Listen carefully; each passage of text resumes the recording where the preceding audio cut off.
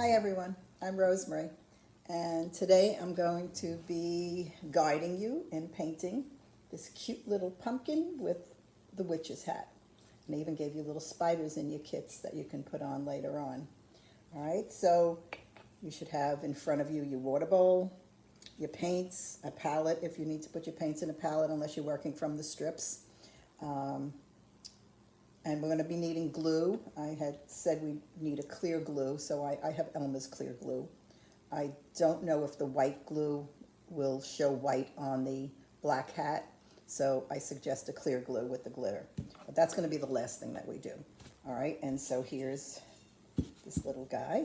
And we're going to start with the pumpkin because black will cover everything that, any mistakes you make, and if you go up onto the hat with the orange, it's okay because the black will cover it. So we're going to start with the orange on the entire pumpkin. Now, I don't know, you can do the inside, and I did give you yellow. I'm not going to do that right now for the sake of you just watching me paint the inside, but you can paint the yellow on the inside, and if you're going to do that, I would do that first, and then you can pause the video and you can come back to it. And I'm going to start with the orange on the pumpkin.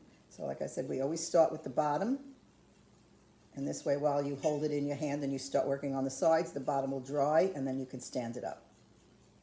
Okay, so I'm using the number 6 round brush, and I think that you all have that brush and that should be fine for doing this. But any nylon brush, we don't want stiff brushes to do your base coating. We want nylon brushes for acrylics. We don't want those floppy watercolor brushes that they sell for kids' classes. They don't work that well either. And you put the colors on nice and smooth, and the nylon brush is the best brush to use for that. Okay, so you see how nice, and that orange covers very, very well. One coat seems to do it. If you need 2 coats, you can always go back.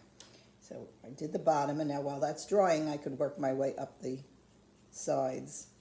Now I'm going up and down, and I get ridges, so I go the opposite way also. I keep going back and forth to make sure you get rid of the ridges. And I lay the brush down when there's less in the brush and wiggle it up to where it's going to meet the black. And that gives me a pretty good edge up there. See, if I just put the brush down and wiggle, there's a lot of paint in the brush. And then I pull it out to make sure I get rid of the ridges. Because when you dry brush, I'm going to be doing a little bit of dry brushing on here. Every ridge that you leave in the paint will be accented by the dry brushing. So we want to get the base coat nice and smooth. And that goes pretty fast. I'm going to be putting a little bit of brown in the crevices. Brown, I want to make sure I got brown out. And I gave you orange and yellow, and I do some yellow and orange highlights just up and down the pumpkin. And when you paint, also you should make sure that you get into the mouth and the eyes. You don't want to leave your edges white. You could either do it with the yellow from the inside or with the orange. I think it's easier to do it with the outside color, the orange, but that's your call. And like I said, if you get it up where the hat is going to be, the black will cover everything. So I'm not going to be as neat as you should be. You should take your time. I just want you to get an idea of how to go about doing this. And those of you who have been painting with me for a while pretty much know my techniques and the way I paint.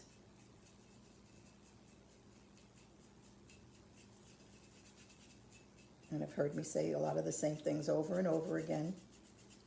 But when I'm doing these videos, I have to keep talking, otherwise I feel like, I'm just sitting here by myself, so it's a little more difficult.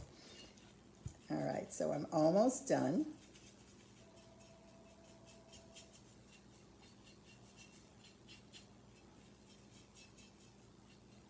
Okay, so mine, like I said, is not going to be as neat as yours is. I'm doing it fast, but even doing it fast, I go back and I just make sure that all of my brush strokes are even and that I have pretty good coverage. I have a couple of little lighter spots, and then I'll go over it a second time. I know I have a little black black spot on there. I don't know where that came from. Okay. But it gives you pretty good coverage. You can use a second coat.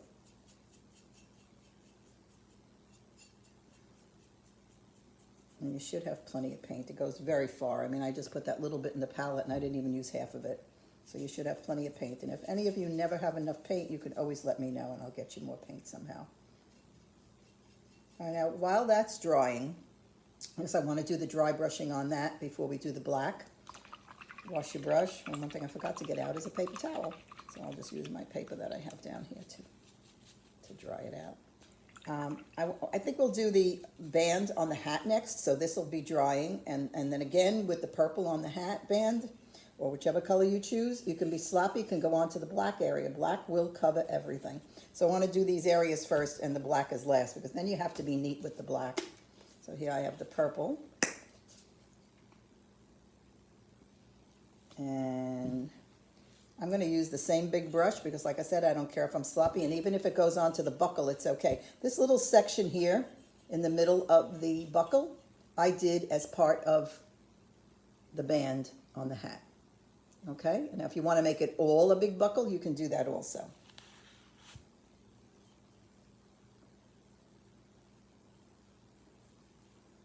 And as you can see, I'm not being neat. I'm just painting it on.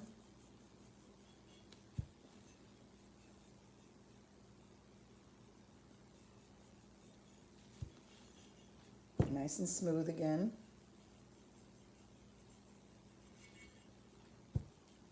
Now normally I don't give people glitter to do at home, or you know, even when I had my studio, I didn't like glitter being done because it just gets all over the place and it gets in other people's pieces too.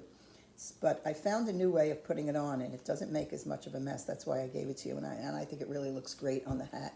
It's hard for you to see it there, but look how great that looks on the hat. And so I have a little neater way of putting it on too. Okay. And all of these colors you can do a second coat. I'm not going to go back and do a second coat, but you can. Like I see that's the purple, could use a little, more here. And it's a good idea to let it dry. You'll get better coverage. Pretty good coverage, but it can use a second coat. Okay, so I have that on. And as you can see, I was sloppy. I went on to the hat area. But the black will cover everything, so you don't have to worry about it. That's the neat thing about doing the black last. But then you have to be neat with the black. Okay, so now we're going to do some highlights. I don't know if any of you have dry brushing brushes. If you don't have a dry brushing brush, that's a stiff brush. Okay, you can go back and you could use this brush also, or a smaller brush that you may have. Because what we're going to do is we're going to take the brown and we're going to put a little bit of brown in all the crevices, the up and down crevices going around the pumpkin. And if it becomes too much and it's too heavy, then take your orange and put a coat of the orange, once it dries, put a coat of the orange over it, and it won't cover it completely, but it'll mute it. So that's a good idea, to do that.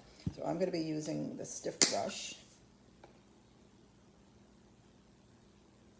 And when you dry brush, you put a dot of paint in your brush, and you should have paper towels there, and take it out of the brush so that there's really nothing left in the brush.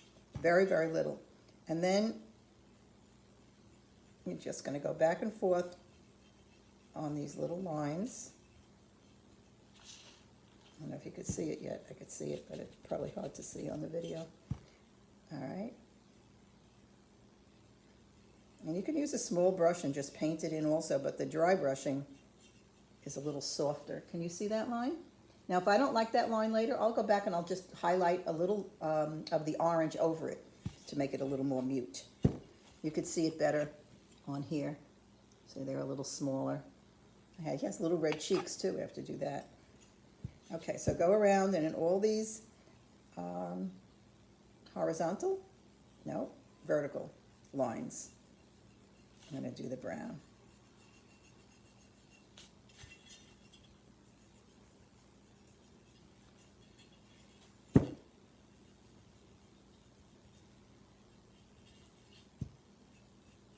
So I guess you can see how I did that all around. And if you think it's too much, like I said, go back and put a little bit of the orange over it, and that'll mute it. Okay, so now with the red and the yellow, you're probably wondering where they go, but to me, someone that I told to do this just emailed me and told me how it brought the pumpkin to life. So we're just going to use a drop of the yellow and then a drop of the red. I don't even need to put it in the palette. I'll work right out of the cap. And I'm going to use the same brush. And if you're using a dry brushing brush, don't wash it. Just go to the next color. So I'm going to pick up the yellow and I'm going to clean out the brown out of the brush with the yellow, because you don't want to wet a dry brush. It should be dry for the entire time you're working with it. And then you wash it in soap and water. Now with the yellow, I'm just going to do some highlights. And then I blend them with my fingers. Can you see that? Just a little bit. I don't know if I could do it this way. Just put a little bit in there and blend it down while it's wet.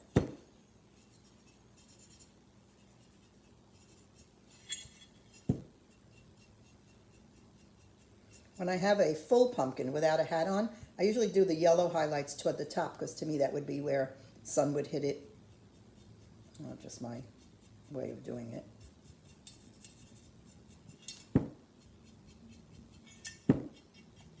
And it's just random. If you make a blob, go back, put the orange over it. Okay, so I have a little bit of yellow in there. Now I'm going to be picking up a little bit of red. I didn't even clean the brush out. Just put a little bit of red, take it all out. You really have to get it all out.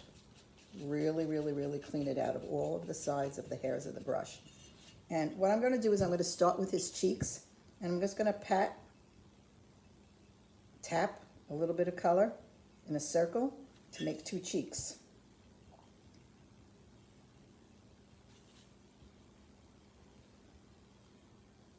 Okay, you see those two little cheeks I just did? And then with this, I don't even put more paint in the brush. Again, a couple of little red highlights. They could be over the yellow. They could be next to the yellow. It's just random. And you see the red, the little bit of red that I put in there?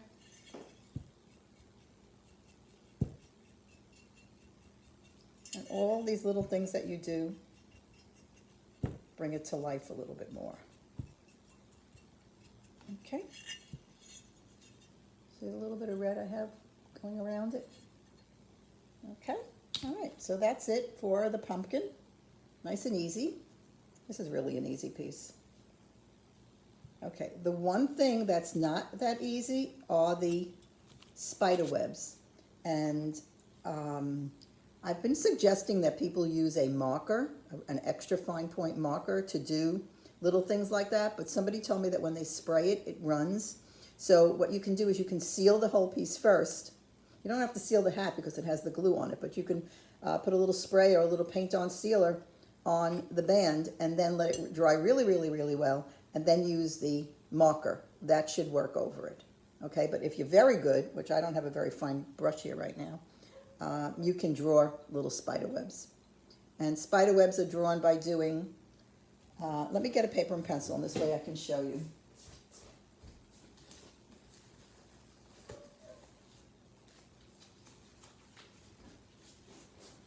Oh, I think I actually was doing it for someone else. All right, so what you do is you do three lines. You do a line straight down, and then angle it across, and then go across the middle again. Okay, so you draw those lines, and then, this might not be easy, you're doing little half circles in between that. Can you see that? It's like little half moons. Okay, that's how you do a spider web. And usually these lines stick out further than the little half circles that you're doing in between. So the in-between circles are just little curves like that, and they go in between these lines. This is not easy doing this upside down. Okay, well that wasn't too good. All right, so, but that gives you the idea of the way to do the spider. You start out with 3 lines, and then I have to do this way. In between every section,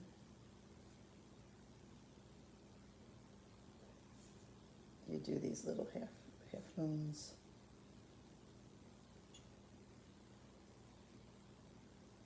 Okay, so that's what I just did just now. It's just all these little half circles in between those 3 lines. Okay, and that's what I did on here. And then I went back and I put little black dots in between, and you could do that with the back end of your brush, with the handle of your brush. And you know, you get different sizes depending on the size of the brush handle that you use, or a toothpick will give you very, very little ones. So I'm not going to do that right now since I showed you on the paper how to do it. If you don't want to do the spider webs and you're having trouble with them, just do dots all over the whole thing. That's pretty easy to do. So what we'll do now is we'll go back in and we'll paint the silver on the buckle. Okay. I guess I have to use this brush. And the silver should cover the purple. You shouldn't have a problem, but then again, you know, you might need 2 coats.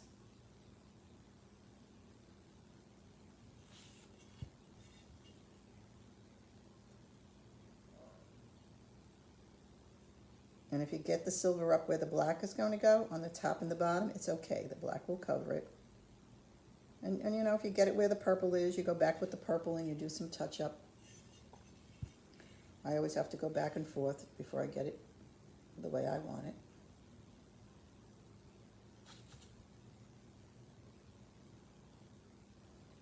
Okay. Almost done. And I know I go fast in these videos, but you always have the option to pause it and to go back.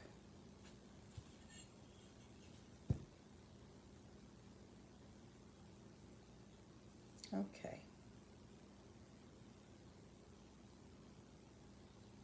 Okay, so we have a gold buckle. I'm just going to get a little closer over here.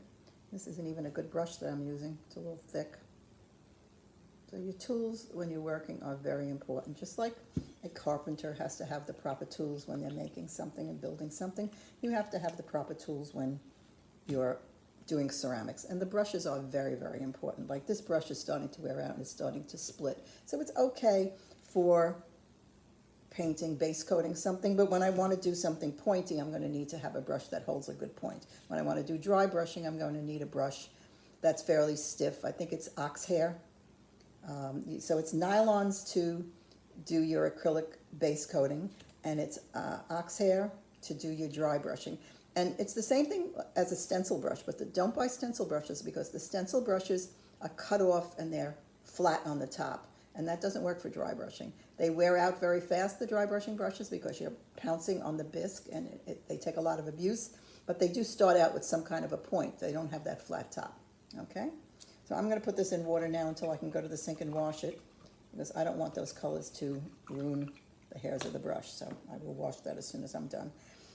All right, so like I said, you can do with the back end of the brush, and I'm going to put black out anyway, so I'll give you an idea of how to do that. So with the back end of the brush, depending on the size that you use, you put your handle of your brush in it, and you do a dot. And each dot that you do, you could even do something like that. You can go, you know, across on an angle and make the dots look like they're stripes.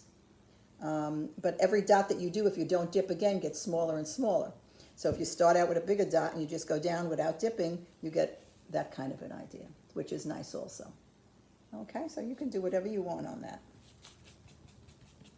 So I'm going to be doing the black on the hat, and I'm starting underneath where it meets the orange. And don't go right up to the orange, because when you first load your brush, you have a lot of paint in your brush. So I start at the edge, have less paint in my brush, and then lay the brush flat. And even though these brush hairs are starting to wear and spread out, they still do a pretty good, decent job on this. So,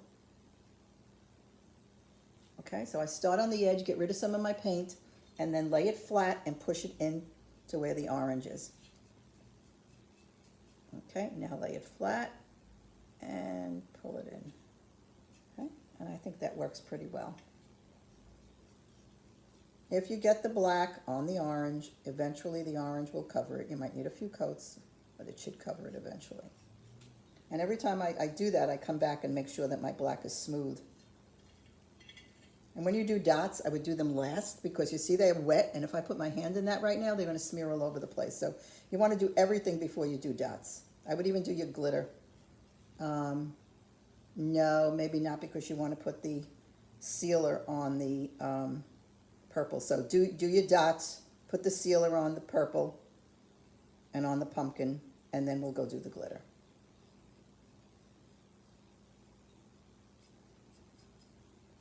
So this is a little time consuming. I don't necessarily have to go around and do the whole thing, but I just want you to see that that's the way I put it on underneath. Now I'll come up to the top. And again, the same thing on the top. Now you want to make sure that you get in these little holes. You don't want to see white after you finish painting the pumpkin. And if you did the whole hat in the black and left the white showing in the stars, you would see it. So now again, same thing, scoop it across, lay the brush flat, and work your way into the purple, and then scoop it across like so. Again, don't start right up against the purple. Get in the crevices of the stars, and then lay it flat and scoop it across. I do that when I have less in the brush, because if you load your brush and you go right up to the purple, it's going to bleed onto the purple if there's too much in the brush. So.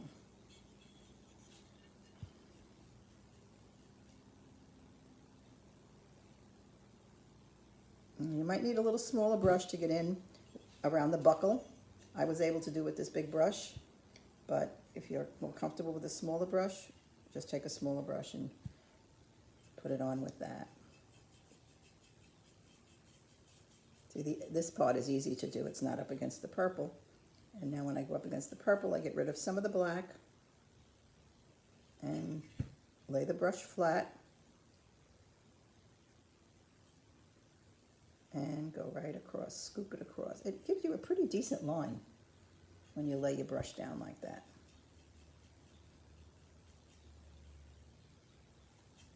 Okay, I'm not going to be doing the whole entire piece. I just want you to get the idea of how to do that. I'm going to start up at the top part, and again, the top part, the same thing. Work away from the buckle and the hat, the band at first.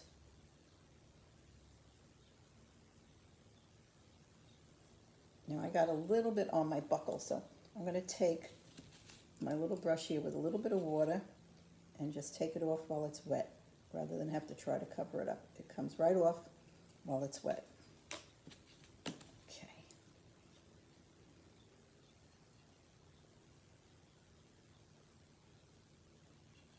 And in the stars, and one thing with black is when you're painting it and it's wet, it looks like you've covered all your areas, and as soon as it dries, you're going to see all those little white spots that you didn't get. So, you know, don't be rushing it.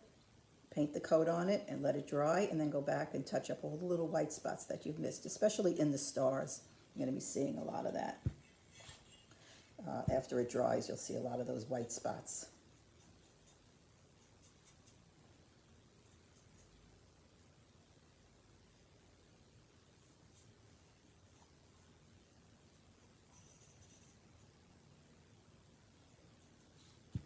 So I'm just going to do a little bit more so then I can show you how to do the glitter.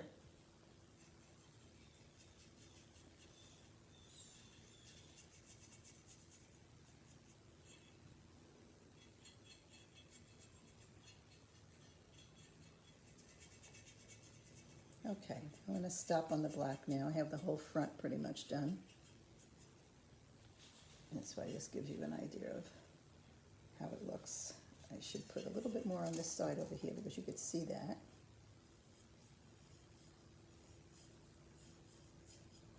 Okay, all right, so now I'm going to wash my brush out, and I want you to get out your clear glue.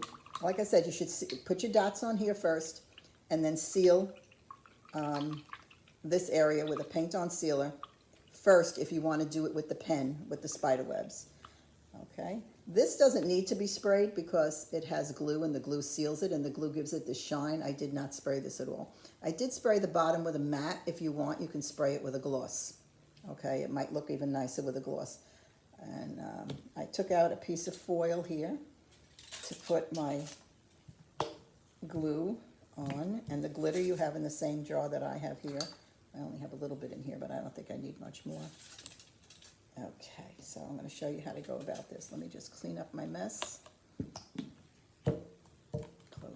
paints. And I'm going to put a little bit of the glue on the piece of foil, if it cooperates. It's probably not going to cooperate, so then we have to take the top off.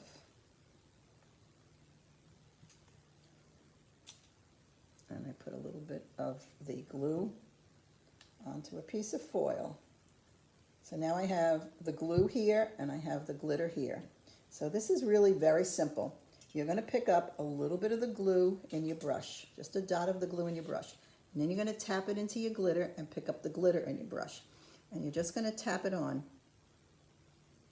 And it doesn't make a mess. Again, you have to keep doing it. If you have a little bigger brush, it might be better.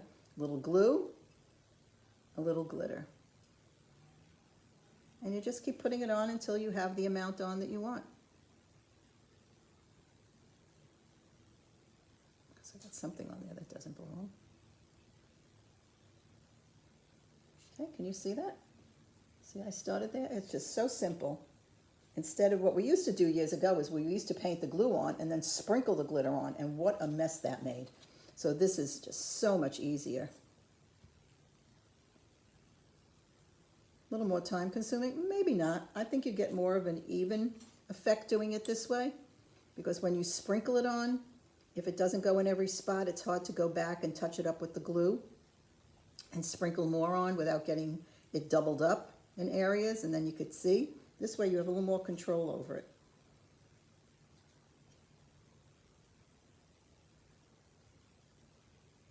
Okay, so that's all you're going to be doing. All right, very simple. And I'm not going to finish the whole piece. I don't want to waste your time having to watch me do it. You saw how I did it, and it's pretty simple. Now, if any of you have any questions, or if you want me to send you a picture of it, I can do that, but you can also take a picture off of the video also. Okay, so I did the spider webs going around.